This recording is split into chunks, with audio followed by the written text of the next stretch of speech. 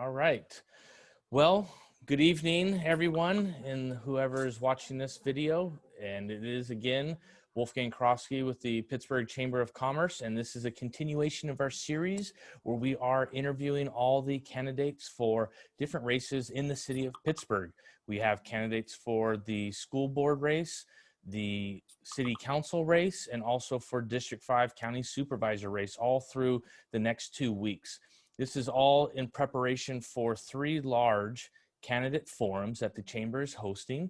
And we want to provide everybody an opportunity to have access to the candidates, to be able to actually hear them and not just rely on mailers or signs or pictures, but actually get to know the candidates. And in the world of COVID right now, it is a challenge. They're not going to be going door to door. They're not going to have large gatherings. So we're bringing this to the web, and this is actually, in the chamber's opinion, a silver lining to this Corona experience, that we're able to do more because of some restrictions that we have. And so we're very excited about this.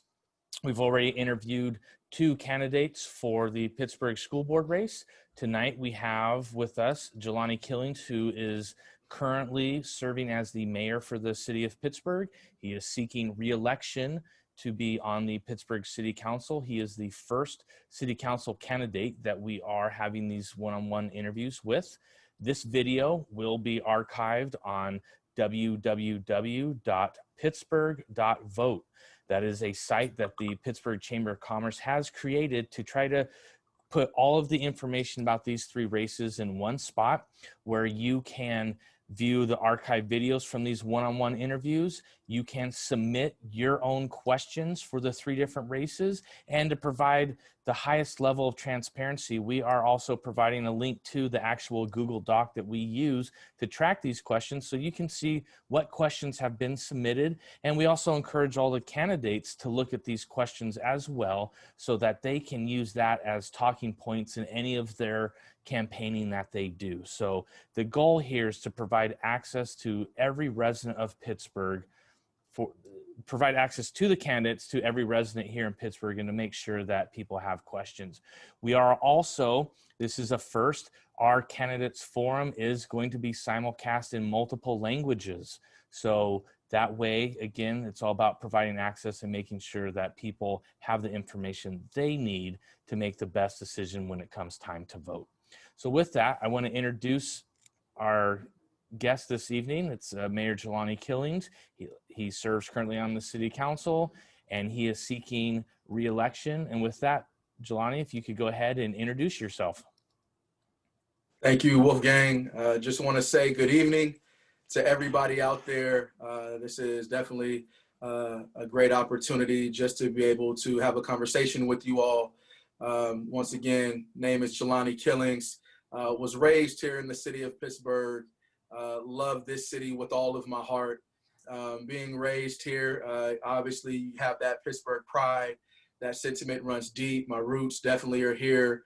You know, my mother graduated from Pittsburgh High School, also a Pittsburgh High School graduate.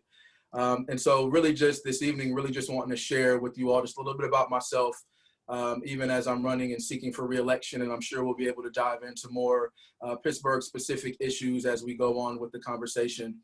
But just for myself, you know, went through Hillview Junior High School, graduated from Pittsburgh High School, and it really set the foundation, obviously, can really say made here in Pittsburgh.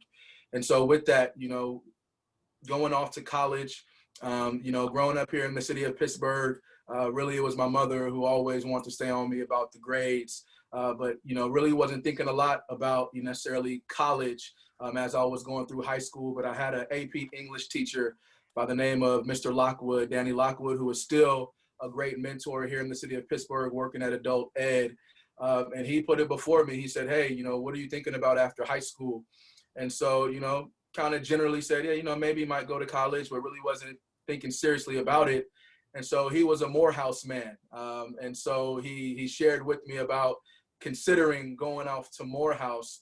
And being young at that time, you know, when I looked it up, it was kind of like, Morehouse is an all-boys school. I'm all right with that.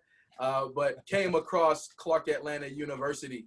And so was able to attend Clark Atlanta University. Shout out to everybody in the Atlanta University Center, the AUC, all of the HBCU graduates, but really had an opportunity to go down south, which was really an eye-opener for myself. Coming from California, which is a melting pot, you see we have so much ethnic diversity, then going to a historically Black college in the South.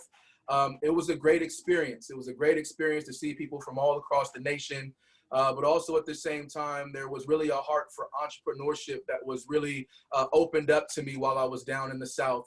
Obviously learning a lot about the history, great men and women, not only in the civil rights era, but just great historians, great leaders who were able to lead here in the United States of America. But with that, while I was down there, this is really where the journey began to happen. For myself, started getting engaged with a lot of activities on campus. One of them was back in 2008. Obviously, it was a very major election, another presidential election year. And there was a campaign, that kind of was going on around. It was called Vote to Die. That was led by a prominent entertainment figure at the time. But we ended up starting a student-led movement called Vote to Live, kind of just like the connotation a little bit better.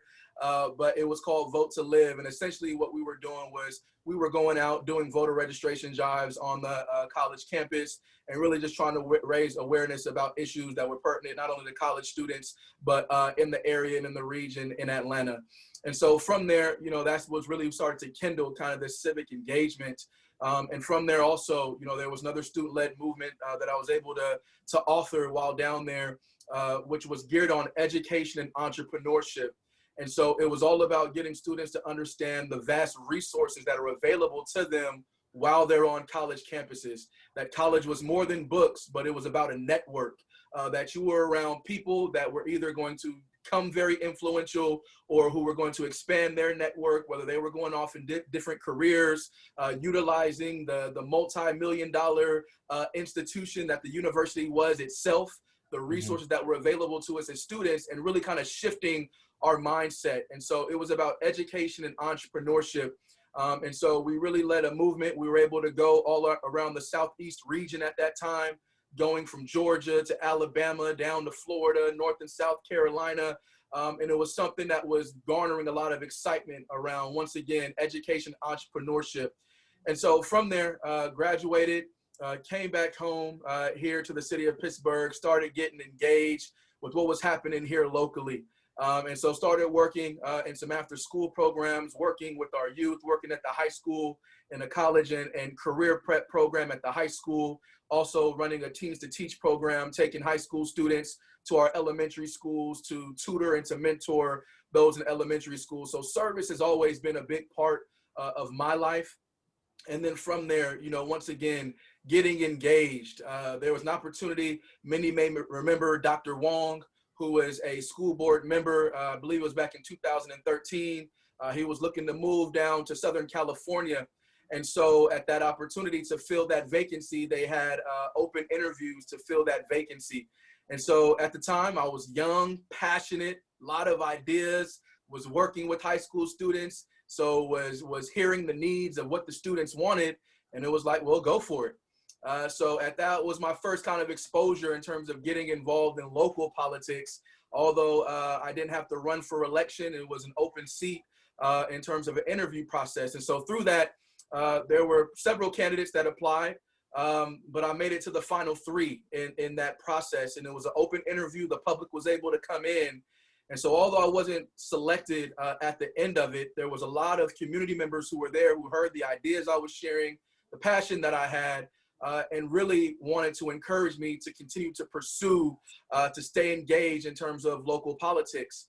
But for me personally, and I think this is also kind of a lesson point for a lot of young folks that, are looking to get engaged in politics and have a heart and have a passion, I had to understand something, that although I had the passion, I kind of had the fire, there was something that I knew I was missing, which was kind of the understanding of the full context about how public organizations run, understanding budgets, understanding policy. And so that was something that led me to go back and get my master's degree. So I enrolled to Cal State East Bay, got my master's in public policy and management. And while going through that program is when I really started to realize that I had really a bigger heart and bigger vision to really think about economic development and the impact citywide for the city of Pittsburgh. And that has led me on this trajectory to where I am today, and can talk a lot more about some of the experiences. I also currently work, for another large Bay Area city, being in the city of Oakland. And so that opportunity that I got was when I went to Cal State East Bay. One thing that I learned, even as I shared about the education entrepreneurship initiative that I started in Atlanta, was the power of internships. That while you're going, you want to get that experience and be able to apply the theories and the things that you're learning in the classroom immediately in real world situations. And so while I was going through the master's program, I got an internship at the city of Oakland that turned into full-time employment, in which I do education and outreach for elected officials, lobbyists, city employees around government ethics, transparency, and campaign finance laws. So I really eat and breathe, local government at this juncture in my life. And it's given me a lot of insight. The thing about working in the city of Oakland is that when you look at the greater Bay Area, policies and things that they are enacting is maybe about 5 years ahead before it comes out our way. So things that, we're looking at even considering right now, or a lot of proposals we're hearing about, I've been privy to be able to see some of those policy considerations be enacted in the city of Oakland. Some have worked, some have not. And I think it's given me keen insight just in terms of even the matters that we're dealing with right now. So once again, I can talk a lot about the personal experience, but as you can probably tell, a lot of passion in terms of the engagement when it comes to the community. Also serve as a minister at my local church, working with our local youth, working with our outreach ministry. One thing that I'm really proud of is that we really have a unique ministry. It's called Special Ops, that goes out from the hours of 9 p.m. to 12 a.m. And it started to address human trafficking that was happening in the area.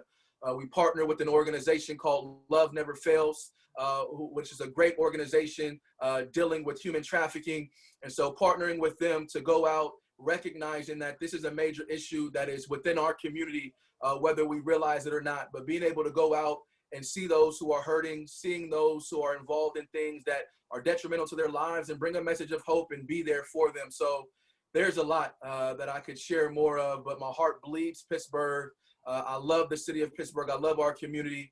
I'm all about pushing it forward and seeing us being able to thrive. So yeah. I know that we'll have a lot more opportunity to share a little bit more, and I can open up some more. But yeah, definitely just want to lean in terms of that brief introduction, and look forward to this conversation. Well, having heard you speak many times, you are not a brief man. So you give us lots of details, and some of the stories, or not stories, but the years, your experience leading up to this point. I've never heard a lot of that, and it was nice to hear that. So definitely covered your resume and your experience and why you feel qualified for running. But a lot of those experiences, I don't think residents, could relate to, because it's just me. I'm just in my house. It's just my family. So for those residents, what is your why, Jelani? Why do you do this? You've already done almost 4 years, one term on city council. You're going for re-election. What is your why that drives you to do this? I mean, if you could sum it up in one sentence, what is that why? Yeah, the why is dedication to service. That's really what it all boils down to. I was privileged, once again, to grow up in this community. I could share a lot more, once again, about personal experiences, but there's a lot of men and women in the Pittsburgh community that sacrificed to mentor, to pour into my life growing up, and many who are still engaged in pouring into the lives of our youth here in the city of Pittsburgh. As I mentioned, Mr. Lockwood, I'd be remiss if I didn't bring up the late Mr. Bussey, Mr. DeWitt Bussey, who was a longtime substitute teacher and great mentor in the community. As I look at it, Mr. Todd Whitmire, who is still a principal at the high school, and just kind of going down the list, and I could even think of a lot of my athletic coaches, whether it's Coach Galley, who was still there at the high school. And I remember playing for him when I was there, and having that opportunity to play at the Oakland Coliseum, and the mentorship, the service that is in the city of Pittsburgh, I believe is unmatched. And I think it's what really resonates in terms of Pittsburgh pride in our community. And I want to pay that back. Being able to have inspiration, role models, those who continue to push the city forward. And then when it comes to policy, obviously there's a big investment for me. You want to see the city that you grow up in continue to thrive. You want to see it move forward. You want to see opportunities for jobs, for growth. And that's what I'm committed to. Now being here, growing up here, now I'm raising my own family, happily married to my lovely wife. We're now raising 2 children here in the city of Pittsburgh, a daughter who just started kindergarten in the Pittsburgh Unified School District. There's a vested interest to make sure that the future that they have in this city is one that provides them great opportunities. And that's where my passion comes from. It's a dedication to service and wanting to see the prosperity of the city that I've grown in and the city that I love. Awesome. And I'm hearing the word prosperity. Obviously, as a Chamber of Commerce, we are a business organization, and our main focus and our mission, our passion is our business community. And when you bring up prosperity, what plans do you have with the city in regards to economic development and our business community? Because I mean, it's the large elephant in the room, right? COVID has it's slammed everybody. Everybody's been impacted greatly by this, but our business community in Pittsburgh has not been the strongest before COVID. And now with COVID, it's, for a lot of businesses, they're on life support. So what would you say to those businesses and to the business community in regards to your plans, the city council's plans, and trying to make the business community thrive along with all the other segments of the city of Pittsburgh? Absolutely. Thank you for that question. And this is something, once again, that I've really looked to lean into with my time on the council. So coming in, I became a big proponent in terms of the city adopting an economic development strategic action plan in terms of how do we paint the vision and adopt the policies necessary to get us over that hump in terms of economic growth, local business growth, expansion. And so a lot of that, I think, first and foremost, deals with business retention and growth. So making sure that we have clear policies, clear supports available to our local businesses, looking to grow even within City Hall in terms of the economic development department, to make sure that we're providing the resources and the support that businesses need. A big part of this as well, as we talk about local support for businesses, a lot of it is that we want to make sure that we're keeping Pittsburgh dollars in Pittsburgh. So as we're talking about support for our local businesses, understanding their needs that they have, whether that's workforce needs in terms of workforce development, but a big piece of the pie, and I think that we're all kind of aware of this, and this is really where the adoption of this economic development strategy is going to become key, because we have to get real specific about addressing our job housing imbalance and then addressing the fact that so many Pittsburgh workers and residents are commuting out of town and taking those sales tax dollars with them, not being able to go out for lunch during the day, making those quick runs to the store right after work, then coming back over the hill. That impacts us greatly in terms of what we can do. So addressing that is going to be key. I think maybe we could talk about that a little bit later, the job housing imbalance, but specifically talking about the needs of the business. I think once again, the upkeep of our city, there are key things in terms of the priorities for a city council and for a local city municipality to take care of.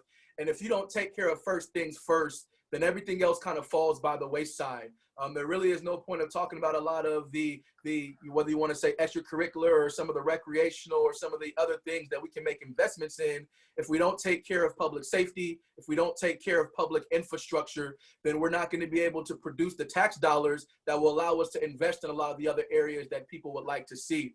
So with that, with public safety, making sure that we have proper code enforcement, making sure that we're keeping our streets and our communities free of blight. So investing in terms of our code enforcement, investing in public works to make sure that streets are maintained. Happy to kind of share that even working on the city council, on the CIP subcommittee, one thing that we were able to accomplish was additional dollars that went towards street maintenance. In the year 2019, we had nearly a million additional dollars that went towards street maintenance, and you're getting ready to see a project that's coming up this summer over there on Loveridge and Leland, which were some much needed improvements. But these are key things in terms of supporting local business, curb appeal, making sure that our city is well maintained through our key corridors. That's some work that we're leaning into now.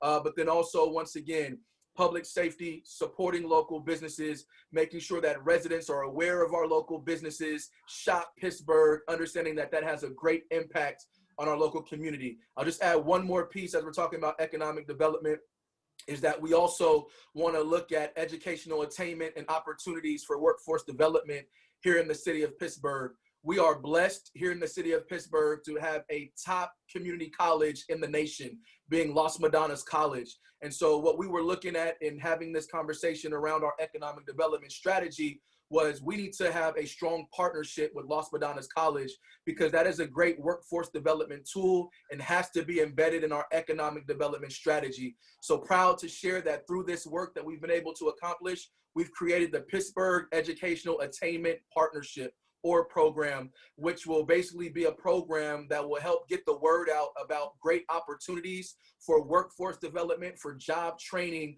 and making sure that people are aware that there are a lot of career opportunities that are out there that lead to high living wage paying jobs.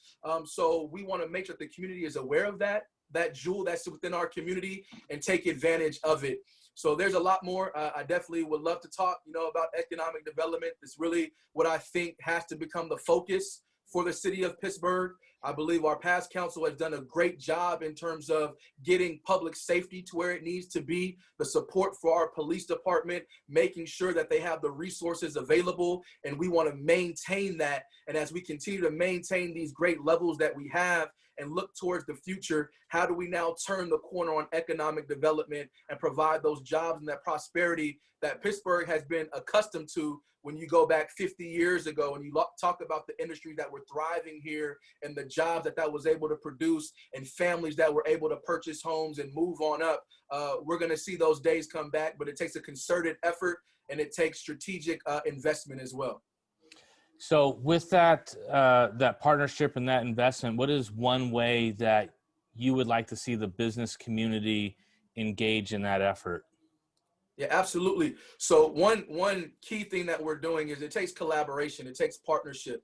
And so all stakeholders coming to the table is really where it starts. So we've implemented a series of roundtables. We had our first roundtable a couple of weeks ago, and it introduced, or we had conversations with the education community, members from the Pittsburgh Unified School District, Las Madonnas College, St. Mary's College, the Workforce Development Board for the county. And we're looking to continue to have these series of workshops, also with property owners, with local business owners, because once again, we can't work in silos. There has to be a shared vision of where we're trying to go, and you have to have buy-in from all of the stakeholders. And so I think that's going to be key, is having those collaborations, those open dialogues as far as what the needs are for our business community, but continue as far as sharing with the city as far as what those needs are, and coming to the table as far as how we can work together to really address the economic needs within the city. And I think that that's key. It's a big part of who I am as a collaborator, wanting to bring people together.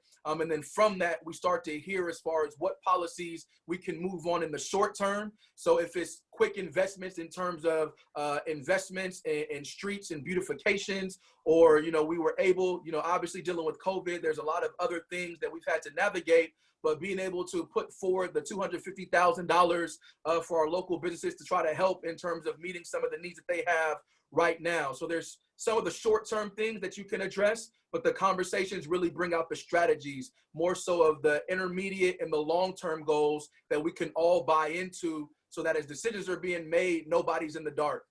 Because when you don't have the plan in place and decisions are made, it's like, well, why was that decision made? Right. But everybody can look back to a plan that was developed by community, has community buy-in, then we can all move towards that shared vision. Absolutely. So you talked about the shared vision, and we focus on economic development, and although the chamber is a business organization that is important to us, we are, as a business community, part of the larger community, and needing to be united. And we are in a time period right now where one could say that unity is not the norm, and that there is division at all different levels and all different places. So as a candidate for reelection and while you served on the council, how do you see unity in Pittsburgh, and what have you done to help increase unity, and what work do you think needs to still be done to help unify what is known as a very diverse community? A candidate for school board, Coach Orlando, said that Pittsburgh is an ethnicity, and I thought that was a great saying. So let's just talk about unity in Pittsburgh. Absolutely. Without unity, I mean, if the community is divided, there's really not going to be a way to move forward. And so with that, this is something that I've been involved in, whether it's some of the community work I've done prior to council and even being on council. The big thing for me was community engagement. I believe, and I'm proud to say, been a council member who's been very active, whether it's supporting local organizations, whether it's going out to events, making myself available to meet with folks in the community about various issues. And that's where it starts, just making yourself available to listen. That's, for me as a council member, it's the biggest thing. You have to be able to listen. We represent all four corners of the city. I represent over 70,000 plus people who live in this city. And a lot of them, most folks, have differing views on a lot of different matters. And so being able to, one, listen, bring folks to the table, making sure that you're putting out accurate information. We live in a time where folks are consuming information, in a way that has not been seen before with social media and access on the internet. But a lot of times that information is not accurate. And so you want to make sure that there's accurate information going out, being able to put out some of the fires that start just by misinformation. But when we talk about unity, I guess just getting back to the crux of the question, we got to put our weapons down, man. I know a lot of folks, and myself personally, we all have strong feelings about different matters. We are probably living in one of the most hyper partisan times that we have ever been in. And we got to really understand, we got to stop the political gangbanging. And I say that sincerely. When you get to a point where everybody is just picking their side, there is no opportunity for unity and to move forward. And so with that, we have to make sure that as we're coming to the table, we're not only coming to the table with an open mind, we're coming with information that is useful to whatever conversation that we're being a part of, listening to others, listening to their experiences, and then finding that common ground. That is the key to moving forward in anything. So finding that common ground. One thing that we all know, we all want to live in safe communities. We all want to be able to raise our families in an opportunity, in an environment where they have the opportunity to thrive and to be successful, whether it's our kids in school or opportunities for jobs. There are a lot of common areas that I believe if we would start focusing on to move the city forward, a lot of the division, a lot of the divisiveness, we would see kind of go to the back burner. But there are elements that are out there that thrive off of the division, that thrive kind of off of that, where you're kind of looking at media outlets, and you kind of look at people who want to get clicks and want to get likes. We have to get past that and get to the point of really doing the work, really listening, really understanding. And that's really not only my challenge to myself, but that we have to take as a community to listen, to get accurate information, to be able to make those decisions that are necessary to move us forward. So I'm committed to that work. And I know that is very important in order to move forward. And that's one thing that I pride myself on, is being an independent voice on the city council, to be able to make sure that whatever is coming before us as a council, listening to it and being able to make a sound decision based off the facts, based off the information, and based off of what's in the best good for the city as a whole to move us forward. So a lot more work to be done. I know even as we talk now, the message of unity is one that we have to continue to raise. The work is a little bit more difficult because you're dealing with so many different elements. But once again, without the unity, we won't be able to get to that place that we all would desire to get to for our city. Sure. Now, out of the next question, along with unity, to be transparent to our viewers, because they may say, wait, you didn't ask that question to this candidate. Since you are running for re-election, we have a little side shoot of questions for those running for re-election. So you are on the council currently, and it's not just a one-person council. There are multiple council members that have to work together and do all that. And there's been times where a lot of people have expressed opinions about a topic. I'm not talking about any specific topic, just in general. And there's been times where uh, the public outcry has been this, and the council has voted differently. And so I'd like to give you the opportunity to speak to those that may have felt like, well, you talk about unity, Mr. Killings, and this and that, but every time I've brought something up or I've sent a letter and you voted against it, so how can we be unified? So as somebody who's seeking for reelection, what can you say, or what are your thoughts to those people that want unity but feel like you're against them because the council or you never vote the way they want? Yeah, and that's a great question. Going back to the 70,000 plus residents that stay here. So, we have it's a hard task when you're talking about dealing with public policy. You're talking about dealing with public matters. That's really politics, and essential is kind of the balance and the allocation of resources. And so, what I would say to community members, I would say stay engaged. We need to hear all voices. But what I would say is that, for every 30 comments that we may get in support, we may get another 30 that have a differing view. There are folks that, send in public comments. There are folks who send personal emails. There are folks who have conversations out in the market. And then the job and the task of the council is not only to take all the public comments, but to take the facts and the information, to understand the legal landscape that we have to abide by. And that's one thing that, I would love to share and have more conversations about with the community at large, is that, the council, Pittsburgh, we don't operate in a bubble, but there are a lot of environmental, or what I would say, a lot of the external factors that impact decisions that we make, whether we're talking about land use, whether we're talking about certain resources, allocation of specific funds. There are a lot of things that we have to abide by legally. Mm-hmm. So without getting too lengthy into all of that, for all of those who may have felt that, the council is tone deaf, the council isn't listening, we are listening. And I can definitely speak for myself that I am listening. And it's our job. And I think that this is a big part of something of why I even ran in the first place, was that as leaders, we have to do a good job of explaining our positions, right? So when we're on the dais and we're making an ultimate decision or casting a vote, it is incumbent upon us to have open deliberation, open dialogue, so that the public can see our thought process in terms of how we arrive at a decision that we made. Because with that, ultimately, it's about transparency in decision making. Nobody wants to feel that decisions are made in a back room, or feel as if people's minds are already made up. And so it's incumbent on all of us as council members to make sure that we're expressing our views and how we arrived at a decision. And I try my best to always do that and to encourage dialogue amongst the council. But I'm fully aware that there's never a decision that's going to make everybody happy. And that's just the reality of things. But if you're able to explain to folks your position, how you got there, how you arrived there, kind of the factors that go into that decision, even though they may not agree with it, they can be a little bit more comfortable with it, rather than you just pressing a button but never explaining how you got to that yes or that no.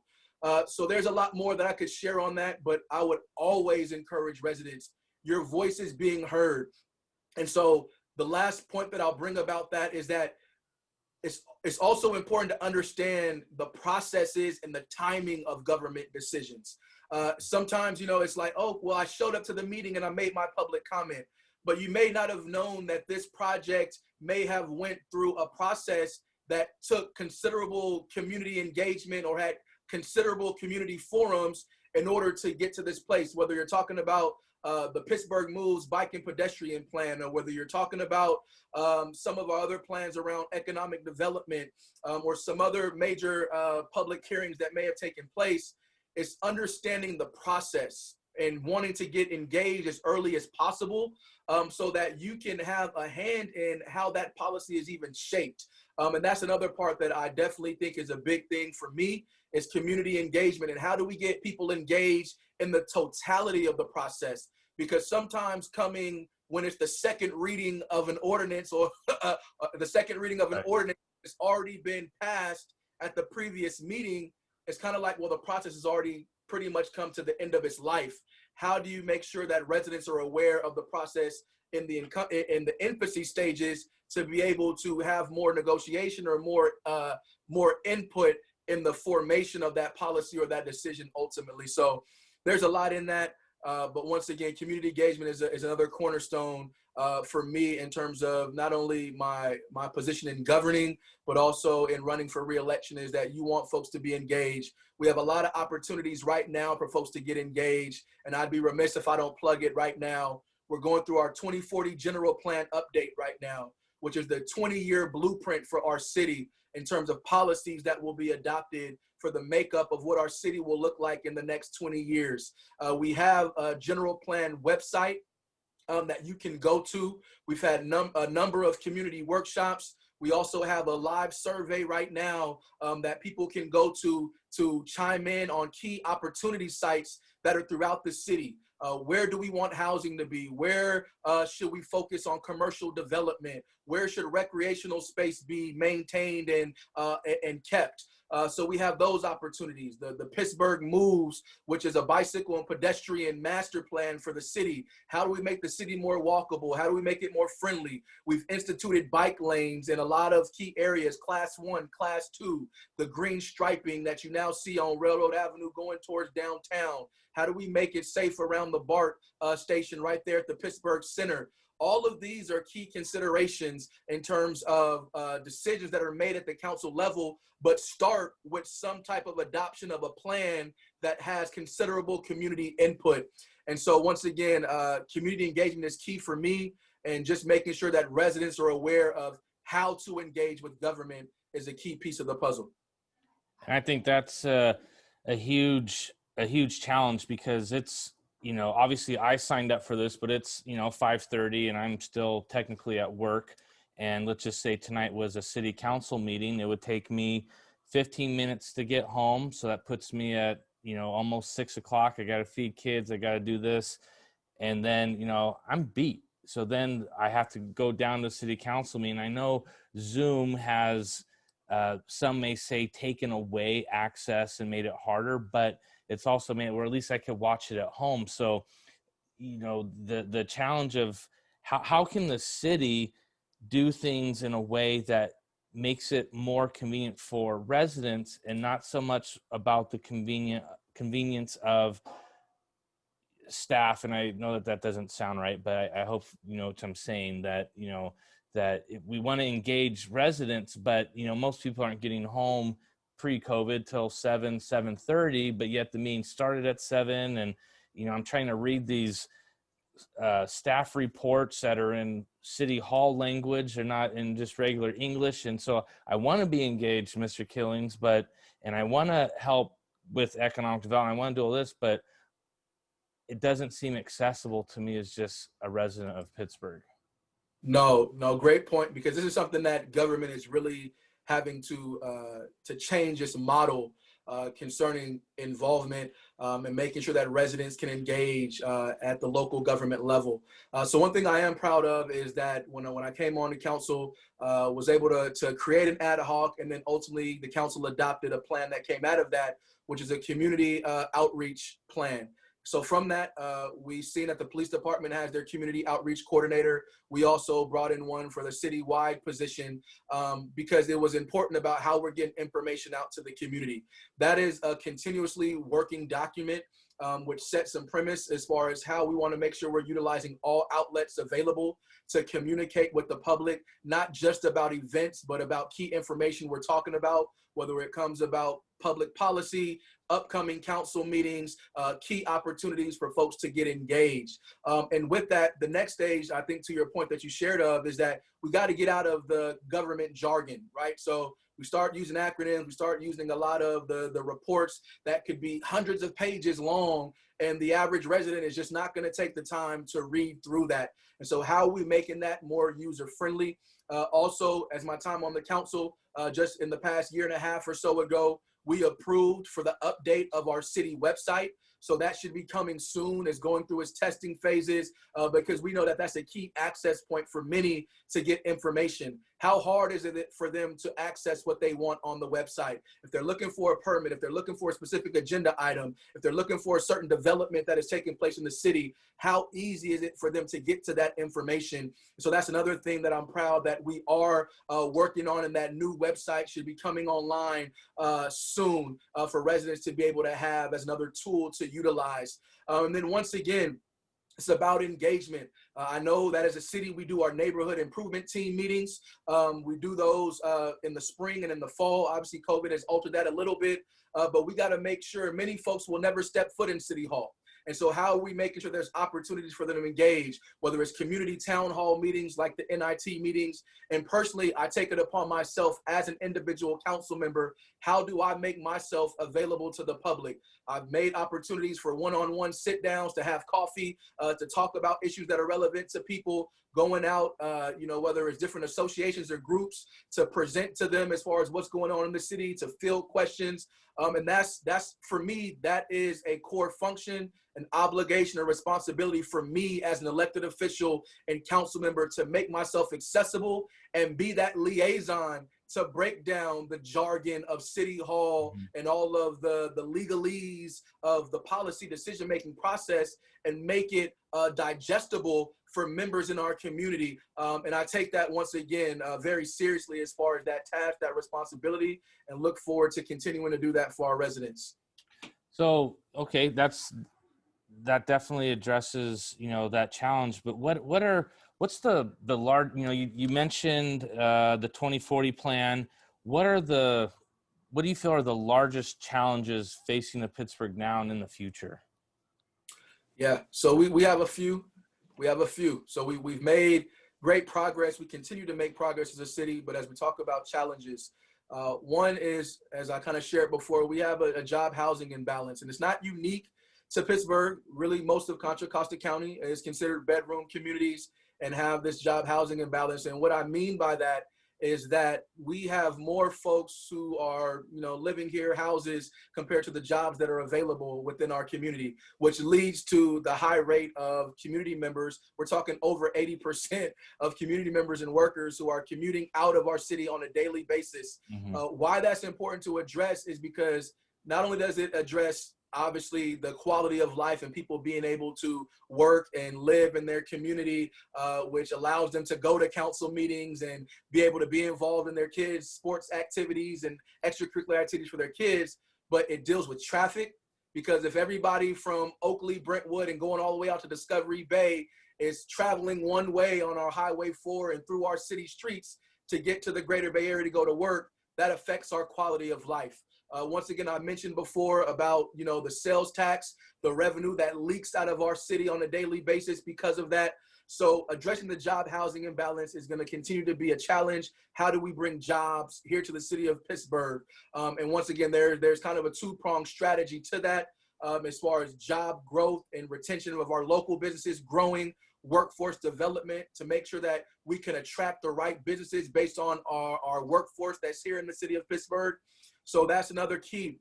But I do want to elevate, once again, we don't work in a bubble, right? So we may have this ambition and this goal of addressing our job housing imbalance, but the state mandates where houses need to be built and how much housing needs to be built. And they're called the Regional Housing Needs Allocation, or better known as an acronym called RHNA. And we're going through that process right now here in the Bay Area, as far as where those allocations will be for a next 8-year cycle. And so it's incumbent upon us as leaders right now, and community groups and advocates, to let the greater Bay Area know that we've done our job and will continue to do our job in terms of providing housing. But we need our counterparts in the greater Bay Area to fulfill their end of the bargain so that we can have a proper balance here in our region. And the premise is, why don't you build the housing where the jobs are and bring the jobs to where the houses already are? And that's a premise that we're trying to make loud to the rest of the Bay Area. But I once again want to let residents know we don't operate in a bubble, and we don't have the most political capital when it comes to the Bay Area and the state of California. So this is why, once again, for me, this is about working together, because we have to work as a region with our counterparts in Antioch, Brentwood, Oakley. We've worked with the Mayor's Conference. I've been able to be a part of that this past year, and advocating not only to the rest of the Bay Area, but to the state of California about what our needs are. Sacramento can't keep giving us these cookie cutter approaches that are trying to fill needs in other cities and jurisdictions that end up having an adverse effect on what we're trying to accomplish. So I can go a lot more in depth with that. And you can definitely hear more from me on that in different platforms. But we have to do what's best for Pittsburgh. So addressing that job housing imbalance, and really this is what it comes to. We have to address, and this is really where we have to pay more attention. We have to address poverty in our community. And how do we address that is going to really be something that we have to lean into in terms of the poverty rate that's within the city of Pittsburgh. Obviously, COVID has hit us in another negative way. We were experiencing relatively low unemployment, really historical lows in unemployment, and we can talk about that as well as far as the type of employment. That's another conversation. But in terms of since COVID hit, we saw that jump to about 17% in terms of unemployment back in April. So how do we address this in a meaningful way? Once again, through workforce development, creating job opportunities, making sure that we're moving in that direction that will allow for that prosperity here in the city of Pittsburgh. But those are some of the key challenges that I see. And there's a lot more that I could talk about, but I believe that answering those two primarily will allow the other opportunities and challenges that we face to be addressed more easily, but kind of get into some of the root things that kind of create the backlash when we're talking about traffic, we're talking about investment, we're talking about how we can increase funding for different programs within the city. A lot of that is impacted by key economic development and kind of this job housing imbalance. So with those two challenges that you brought up, the job housing imbalance and the fact that we're trying to do what we feel is best for Pittsburgh, but outside influences are trying to change that. Since we're speaking to residents right now, what is one or two things that residents can do right now to help with those two challenges? So definitely, you want to support local Outside of voting, obviously that's a given. We're talking about voting, but like right now, I can ask I can ask my neighbors, hey, you can go do this. I mean, so yes, voting and candidates, that's one piece, but what else can we do? Support local businesses, as much as you can. Keep your dollars in Pittsburgh because that goes a long way, whether you recognize it or not. I could talk about some, in terms of what we receive from some of the tax measures, the sales tax measures, Measure P, or just sales tax in general. But that's really the key funding source for our general fund is our local sales tax, obviously with property taxes as well. And so the more dollars we keep in Pittsburgh, the more dollars that we have to keep in our community to address different services for the residents. So that would be a key thing for me. Keep your dollars in Pittsburgh. The other is stay engaged. Stay engaged. I know elections have a way of kind of turning your attention and trying to hear what people are saying.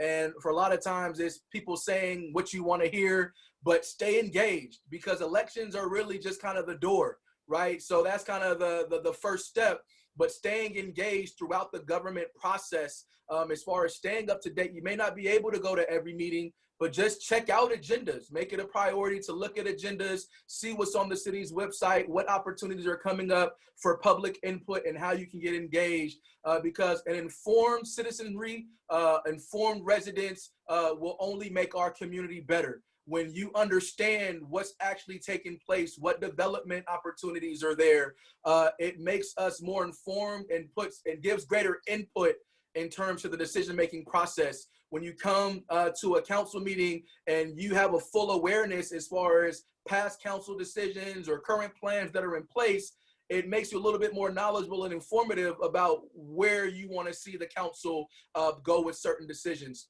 Mm-hmm. And once again, with the key eye towards moving the city forward. So keeping dollars in Pittsburgh, stay actively engaged in the community. And then lastly, we have to build a coalition not only here in the city of Pittsburgh, but locking arms with our neighboring cities to make sure that we're advocating to our regional partners and to the state of California that we want to make sure we're protecting our interests. And we want to make sure that our voice is heard on a regional level and also at the state level. And so that's working hands, locking arms with our local leaders as well as our state legislature to make sure that they understand the needs of our community and that they're voting that way when they're in Sacramento or when they're in these regional bodies. That is going to be key for us moving over the next 20 years, but even as we're looking in the short term, for me personally, while I'm so invested into running for reelection, is because we have goals. We've been doing a great job over these past 4 years of starting to adopt key plans to address key quality of life issues. We are looking at a youth and young adult services master plan to address youth needs. We're looking at a citywide landscaping and maintenance plan to make sure that we're investing enough money to address blight and to beautify our city. We're looking at the economic development plan, as I've already shared with you. We've adopted the community outreach plan. We are now in the process of a sustainability plan to look at environmental issues. But we can adopt these plans, but if we're impeded on by regional and state mandates that make us go a different direction, then that's where the frustration starts to take place. So we have to do a better job of kind of grassroots organizing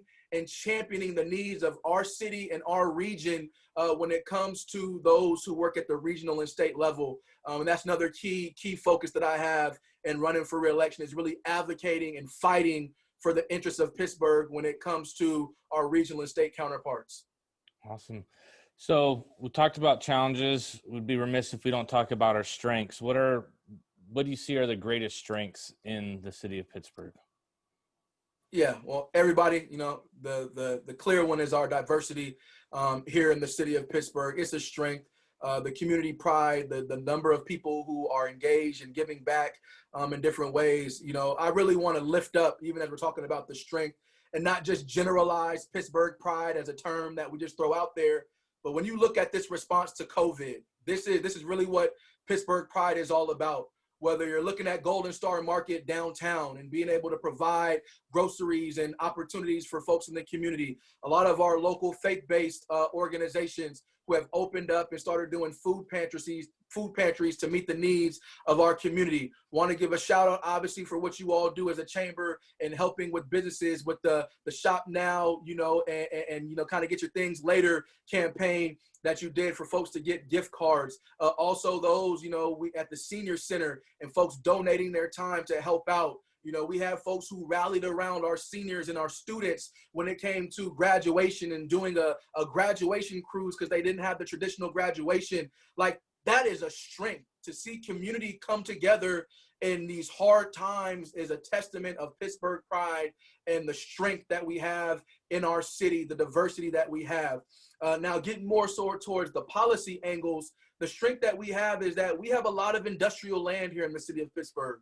So as we talk about economic development right now, we're going through the process of looking at how we can remediate or revitalize a lot of the old brownfields to make sure that we're utilizing them for job growth and job opportunities. So what's brownfield, real quick, not to cut you off, but just in case people aren't familiar with that term, brownfield. Yeah, so brownfields are essentially certain sites within the city that usually had an old industrial use. So there may be some type of contamination in the soil or something that has to be addressed before development can happen on that site.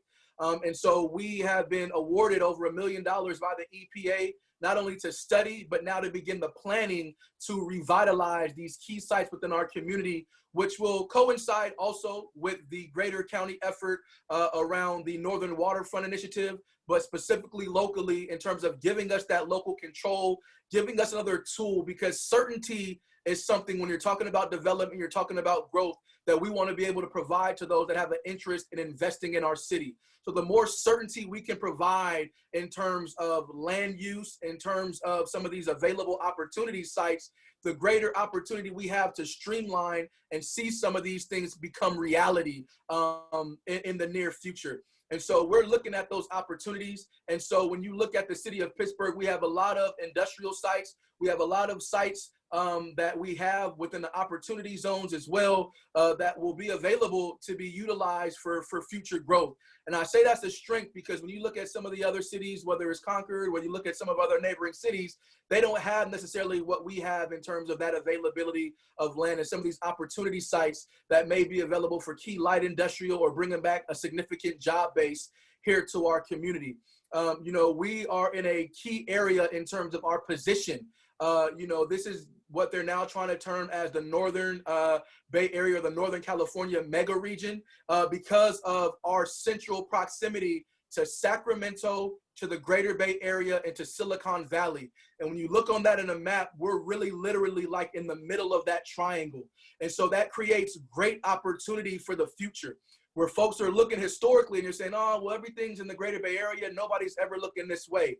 The trend is coming our way. It may be slower than most folks would like to, that is more comfortable for most folks, but it is coming our way. And how are we going to prepare when the opportunity avails itself for us to capitalize on it? And so I think that's another one of our strengths, is our unique position within this region. Once again, right in the middle of Sacramento, the Greater Bay Area, San Francisco Bay Area, and Silicon Valley. And we're going to see a lot of opportunities, once again, for economic development, bringing back job growth, creating an economic base that will be able to support those quality of life services that we all desire for here in the city of Pittsburgh.